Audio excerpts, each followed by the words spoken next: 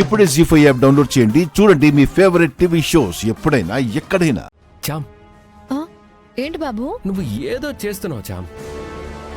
నా దగ్గర ఏదో దాస్తున్నావు.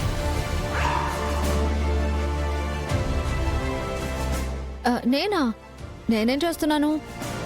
అక్కడ అంత గొడవ జరుగుతోంది నాతో సహా. అక్కడున్న వాళ్ళందరూ ఏంట్రా ఇది, ఎలా చెయ్యాలి అని టెన్షన్ పడుతుంటే నువ్వు ముందే తెలిసినట్లు అప్పటికప్పుడు వెళ్ళి పసుపు నీళ్లు తీసుకొచ్చావు. ఆ ఐడియా నీకంత సడన్ గా ఎలా వచ్చింది? టకటక నీళ్లు చల్లావు, శుద్ధి చేశానన్నావు. కాసేపట్లో పూజ మొదలవుతుంది అనగా అప్పటికప్పుడు టెంకాయలు కావాలని నన్ను బయటికి తీసుకెళ్ళావు. ఎందుకంత అర్జెంటుగా అవి తీసుకొచ్చావు? ఇవన్నీ చూస్తుంటే నువ్వేదో చేస్తున్నావు అనిపిస్తోంది. పూజ చేయడానికి కొబ్బరికాయలు కావాలి కదా బాబు. పూజ దగ్గర కొబ్బరికాయ లేకపోతే కదా చామ్. ఉన్నాయి. ఉన్న కాయలను మార్చడం కూడా నేను చూశాను.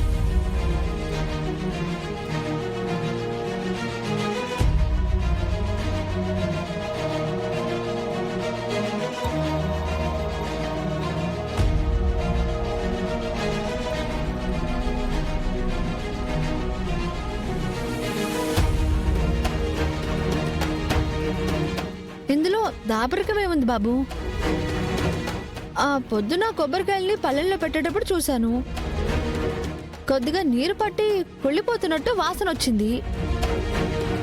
తీరా కొబ్బరికాయలు కొట్టే టైంకి అవి కుళ్ళిపోయినట్టు కనిపిస్తే వ్రతం అంతా వృధా అవుతుంది కదా.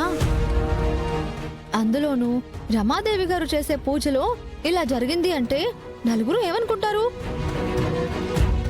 పైగా ఆ పంతులు గారు 4 ఇళ్లకు వెళ్లి పూజలు చేస్తూ ఉంటారు. ఈ విషయం బయటకు తెలిస్తే ఇంకేమైనా ఉందా? అందుకే కొబ్బరికాయలు మార్చానంతే. ఇంకా పసుపు నీళ్ళు అంటారా? మా ఊళ్ళో అయితే అంతే. ఏదైనా చిన్న అమంగళం జరిగిందంటే అన్ని చోట్ల పసుపు నీళ్లు చల్లుతారు. అమంగళం ప్రతిహతమవుగాక అని అంటారు. దాంతో అమంగళం కాస్త మంగళమైపోతుంది.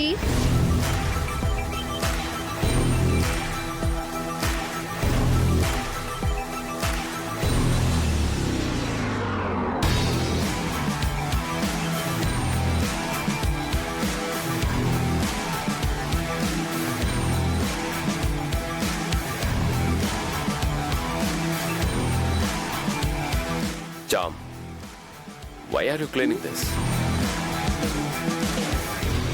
There are robo vacuum cleaners to mop the floor. They can do this job.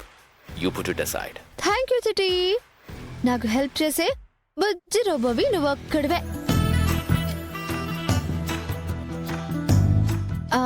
అంటే నువ్వు కూడా చేస్తావులే డ్రైవర్ బాబు. కాకపోతే మనిషి కాకపోయినా చిటి మాత్రం నేను కష్టపడకూడదని నాకెప్పుడు హెల్ప్ చేస్తూ ఉంటుంది. అమ్మో, అవతల చాలా పనులున్నాయి.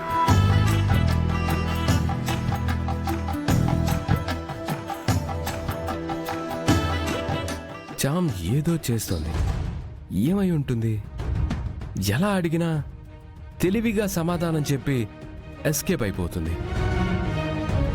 ఈ మధ్య చామ్ క్యారెక్టర్ కొంచెం డిఫరెంట్గా కనిపిస్తోంది.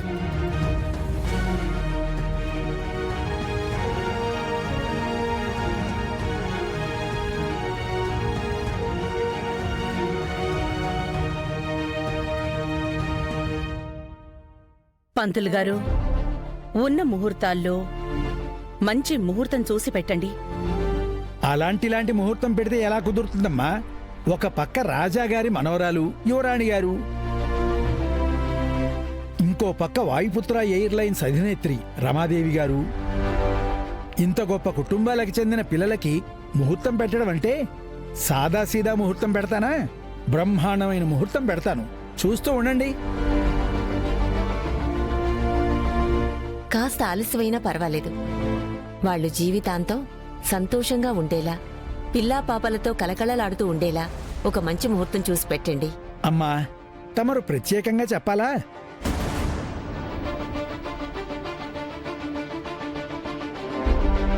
అమ్మా, దివ్యమైన ముహూర్తం చూశాను. అమ్మాయి అబ్బాయి జాతకాల ప్రకారం ఈరోజు రాత్రికి అమోఘమైన ముహూర్తం ఉంది.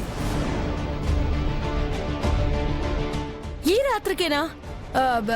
ఇప్పటికిప్పుడంటే ఎలా కుదురుతుందండి? అబే అసలు కుదరదు.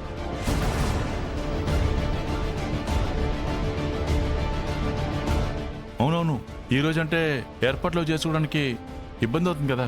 అయ్యా, వీరి ఇరువురి జాతకాల ప్రకారం ఈ రాత్రికి మాత్రమే మంచి ముహూర్తం ఉన్నది. కుదరదు అంటారా? మళ్ళీ 6 నెలల వరకు మరో ముహూర్తం లేదు.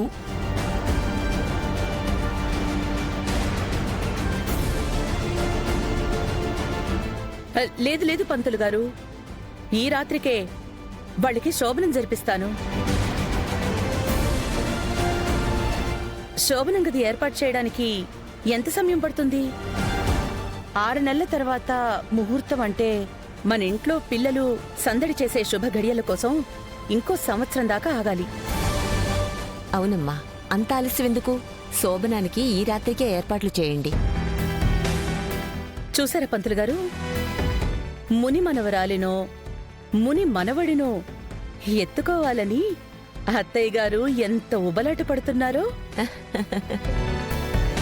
చంద్రిక, పిల్లలిద్దరికీ ఈ రాత్రికే శోభను.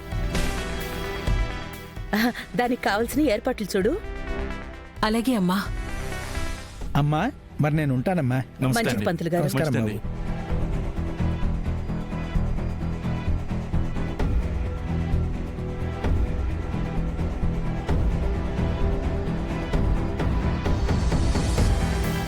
ఏంటి రమాదేవి, నువ్వు ఏదో ఒక కారణంతో వాళ్ళ ఫస్ట్ నైట్ ఆపేస్తావనుకుంటే ఈ రాత్రికి ఏర్పాట్లు చేయమంటావేంటి? నా ఆలోచనలు ఎలా ఉంటాయో మీకు అర్థమైతే ఇలా ఎందుకు మాట్లాడతారు? ఫస్ట్ నైట్ ఏర్పాట్లు చేయమన్నాను. కానీ ఫస్ట్ నైట్ జరగాలి కదా. సాంప్రదాయకంగా ఏదైతే జరగాలో అవన్నీ సంతోషంగా జరిపిస్తున్నట్టుగానే ఉండాలి. కానీ ఏది జరగకూడదు. ఏం జరగబోతోందో చూస్తూ ఉండండి.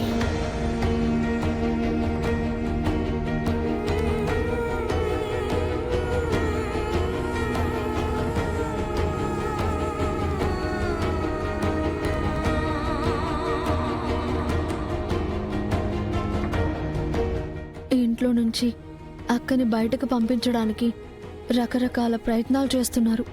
ఇన్ని చేస్తున్న వాళ్ళకి ఏం చేసినా కుదరట్లేదు అని అక్క ప్రాణాలకే ప్రమాదం తలపెట్టారని ఏముంది? ఎంత చెప్పినా అక్కకి ఈ విషయం అర్థం కావడం లేదు. నాన్నకన్నా చెప్దామంటే అక్క మీద చాలా కోపంగా ఉన్నారు. అక్కని ఎలా కాపాడుకోవాలి నేను?